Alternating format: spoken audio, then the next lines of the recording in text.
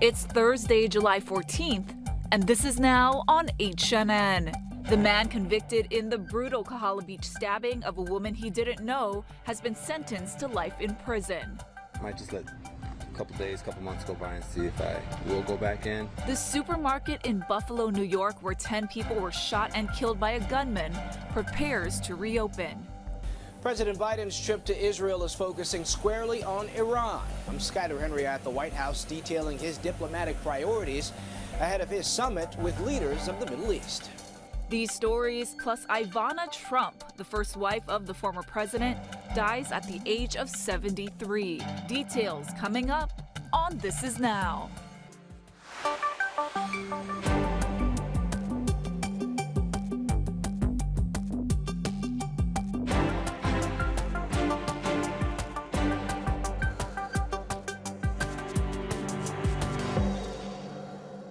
Aloha, everyone, and thank you for being here with us for This Is Now. Casey Lund alongside Ashley Nagaoka today, starting with President Biden's trip to Israel. He assures Israel and the country, really, that he will not allow Iran to develop a nuclear weapon. That's right, but the U.S. and Israel cannot agree on the best way to go about that. Skyler Henry has more.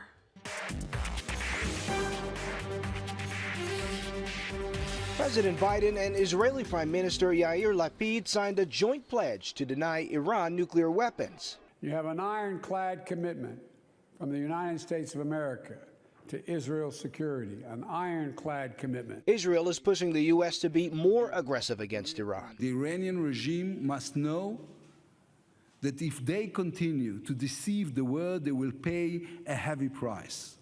President Biden says he wants to continue to work to try to bring Iran back to the negotiating table to find a peaceful resolution to end their nuclear program. I continue to believe that diplomacy is the best way to achieve this outcome. But the Israelis say that won't work. Words will not stop them, Mr. President.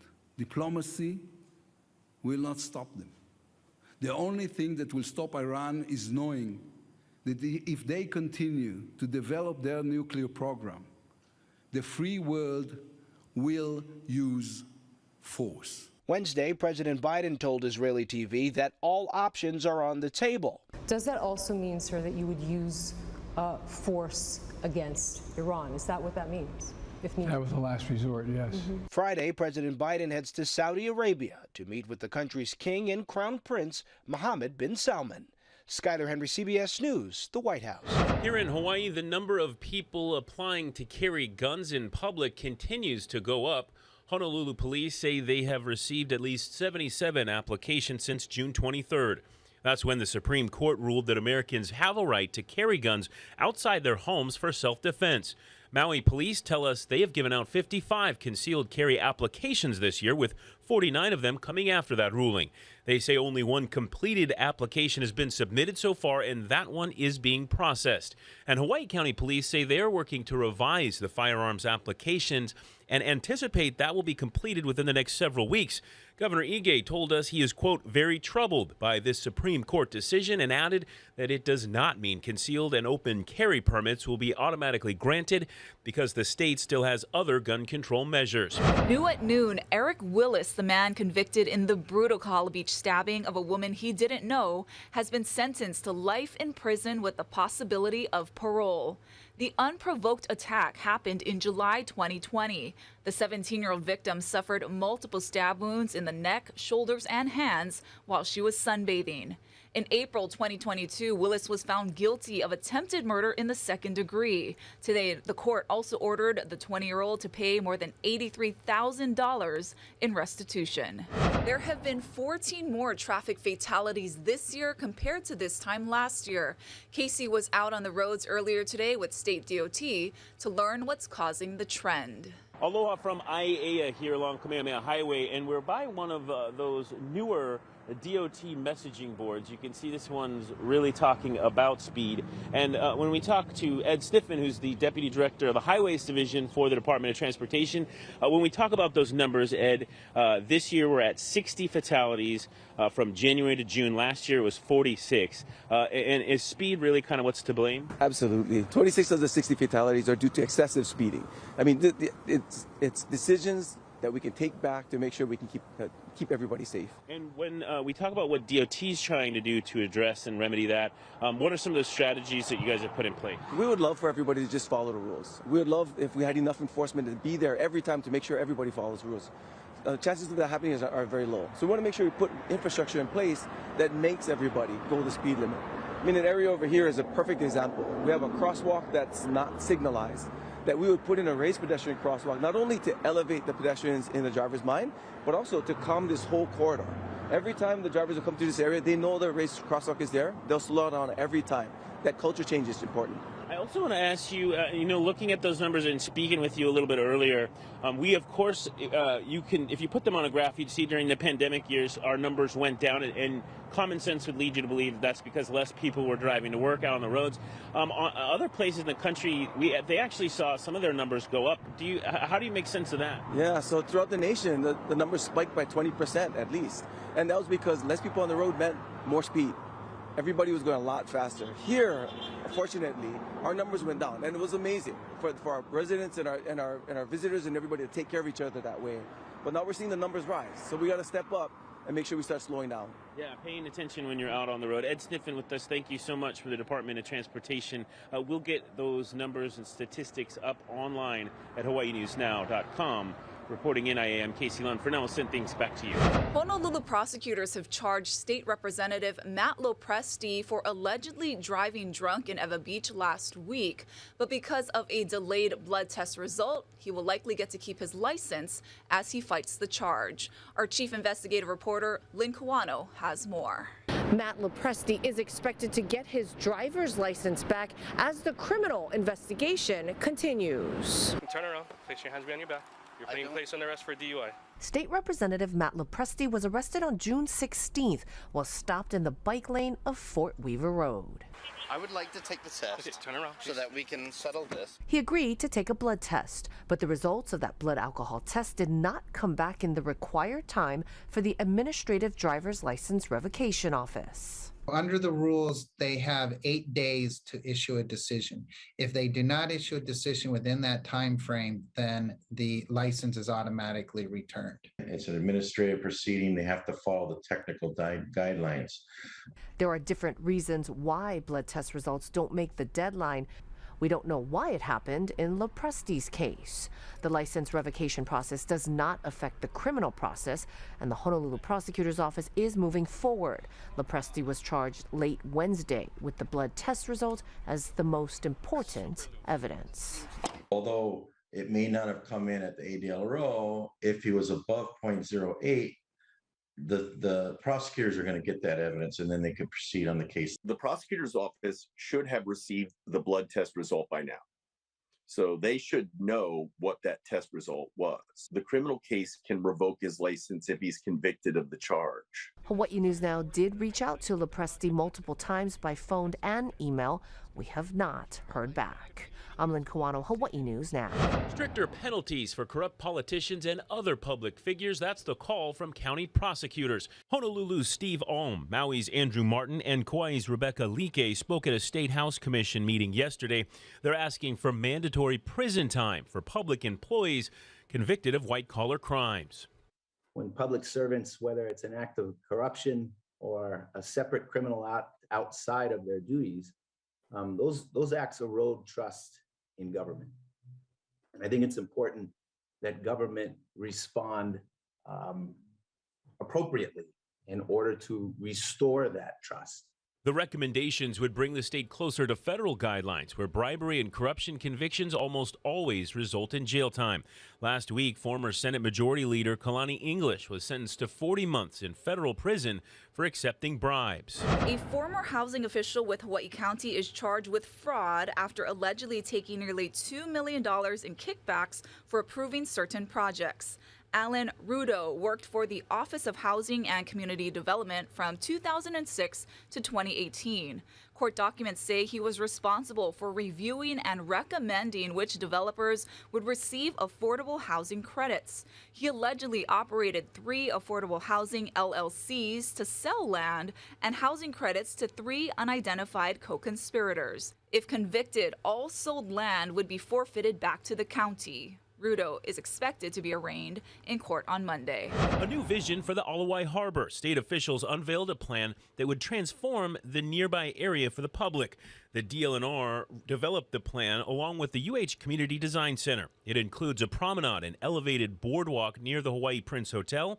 A surf center in the Kaiser's parking lot would include lockers for boards and canoes. And the parking lot area near the harbor master's office would be turned into a park with several gathering areas. That is making it green, making it walkable, making it usable, and having a promenade where people can really enjoy the harbor. The plan also includes a new education and community center at the long vacant lot at the Alawai Canal Bridge. There are two plans ranging in cost from $250 million to $360 million. The state says a developer would put up the money and then make up the investment with commercial operations.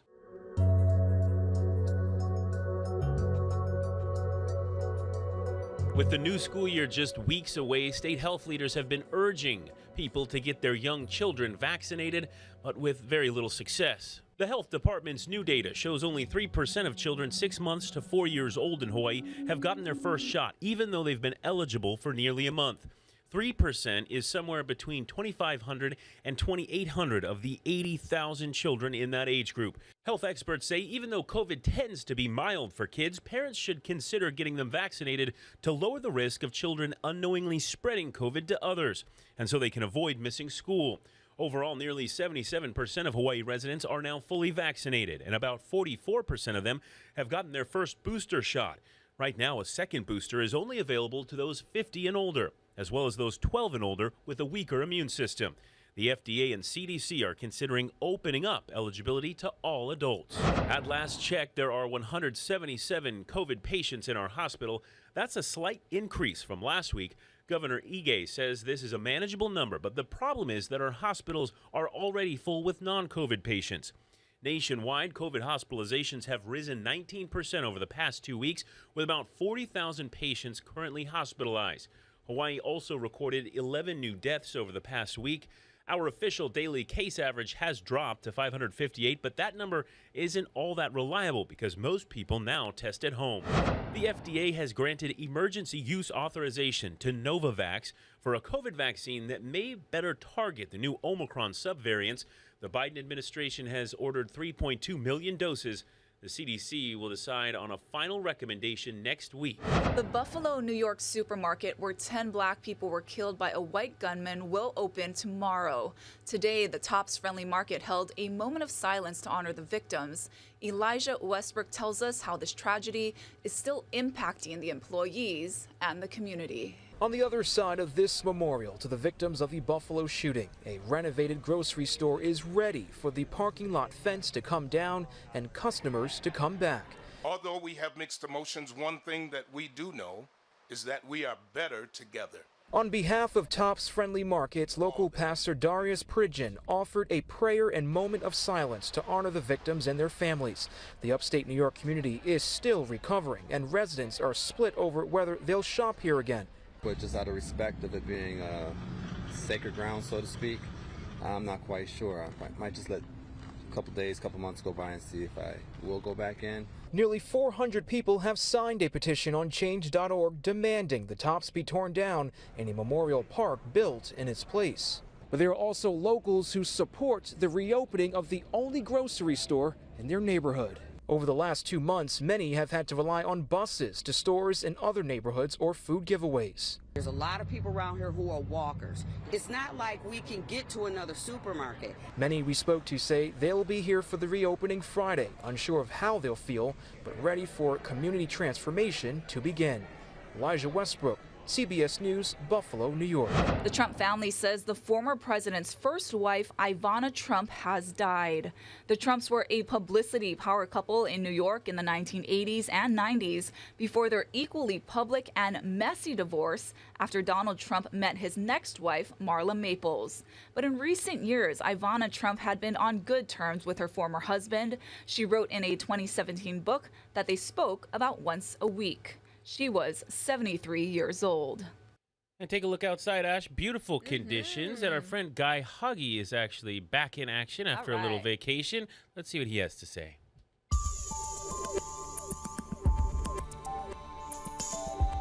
We're deep into the hurricane season, and the question you have to ask yourself is, are you prepared? And if you are not, a good way to get prepared is get the Hawaii News Now weather app. All you have to do is point your phone at that QR code, and boom, you got the weather app with the latest details. Now, here's some details on what's happening out there in the Pacific. In the East Pacific, another cyclone is brewing. This one could become Tropical Storm Estelle. In fact, chances are very, very high that it becomes a cyclone over the next 2 days, even higher over the next 5 days. But at this point, it does not pose a threat to us. Now, this is Darby. It's a hurricane. Winds are still at 105 miles an hour. It's about 900 miles out from us. But the good thing is that it's not expected to impact us in terms of severe weather, although we could get some stronger winds as well as some rain. Now, here's the forecast track. Expected to weaken rather quickly, rapidly weaken. And as it passes by to our south sometime between Saturday, Sunday, and Monday, it's going to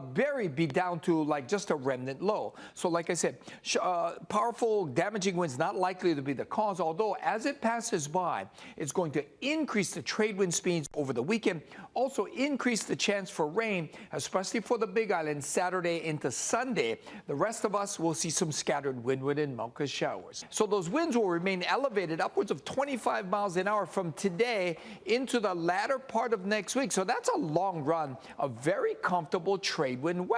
And that's what we have over the next 7 days. However, you can expect some increases in rain for the east end of the state Sunday and Monday as the remnants of Darby pass through, maybe even as early as Saturday.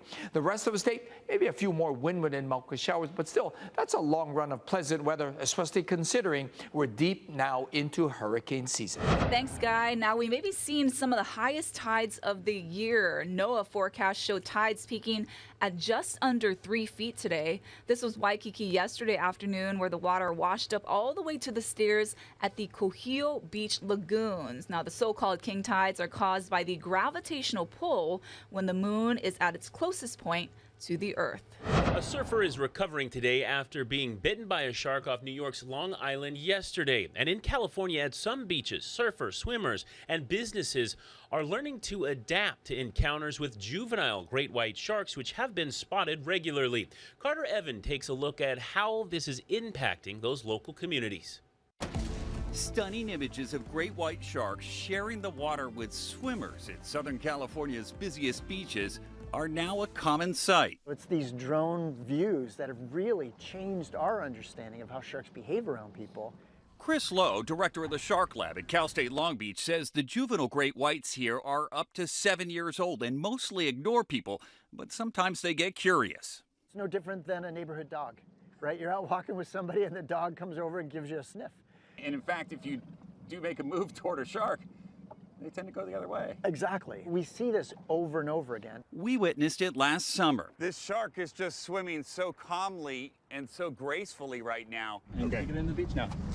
Which is why I'm now comfortable enough to get into these shark-infested waters with Lowe's research team. They had me help swim a massive fishing net to researchers on the beach. There you go. Where they capture and tag some of the sea life the sharks might be feeding on. And Lowe says people just aren't on the menu. But on the rare occasion a shark bites a person, it makes national news.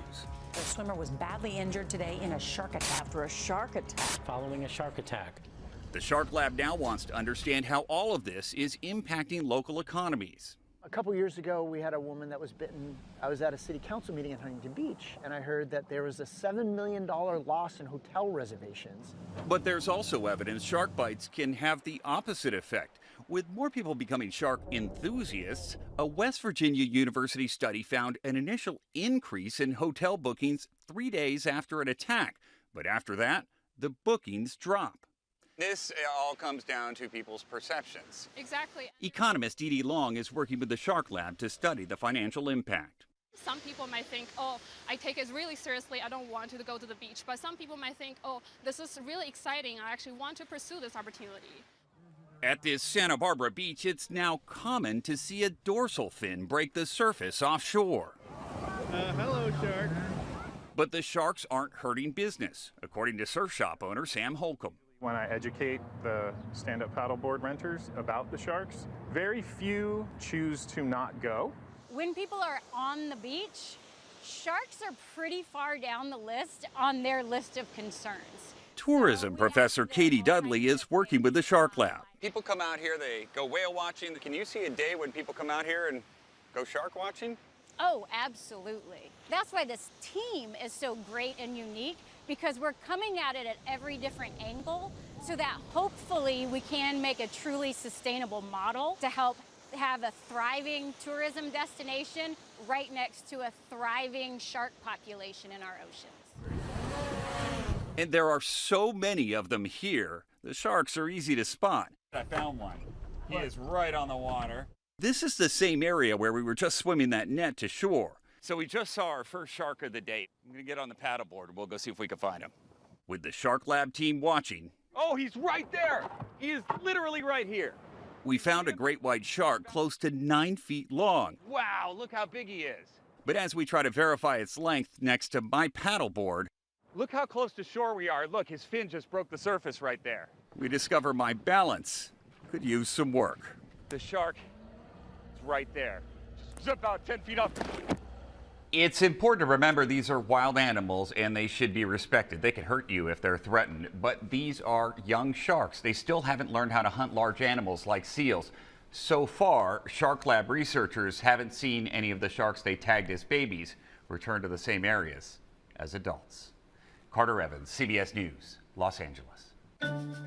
Juveniles are still really big. Just no different than your neighborhood dog, Ash. Right, What do you think about that? I don't know about that. Okay, let's see what the internet's talking about, you guys. So a dramatic video shows a team of vets, national park staff, and volunteers successfully rescuing a baby elephant that fell into a manhole and its mother elephant in Khao Yai National Park in Thailand. Now, the 1-year-old calf fell into a drain hole while its mother was guarding it. So the rescue team used anesthetic shocks to subdue the frantic mother, but then that made her partially fall into the hole. Now that did allow the baby elephant to feed while rescuers used a crane to lift the mother up.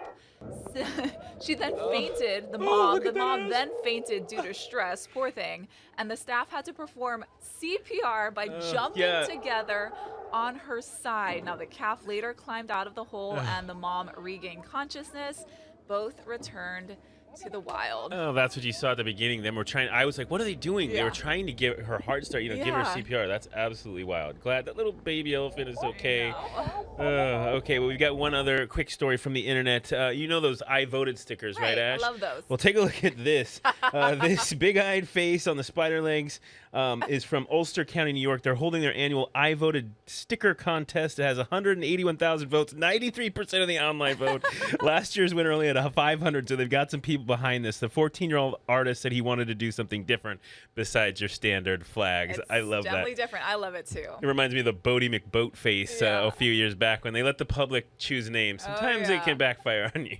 All right, some good news real quick before we leave you today. A monk seal that swallowed a fishing hook is back into the wild. So the Coast Guard flew RP-92 from Hawaii Island to Molokai last Friday. Surgeons had to remove the hook from his voice box after he ingested it, but he's doing great now. Yeah.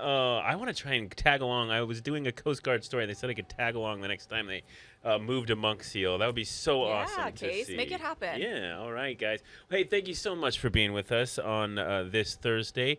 Or, excuse me, we got our wrong graphic up there. Thank you, Ash. We'll have much more news at 4, right? That's right. Tune in to First at 4 for all your headlines. See ya.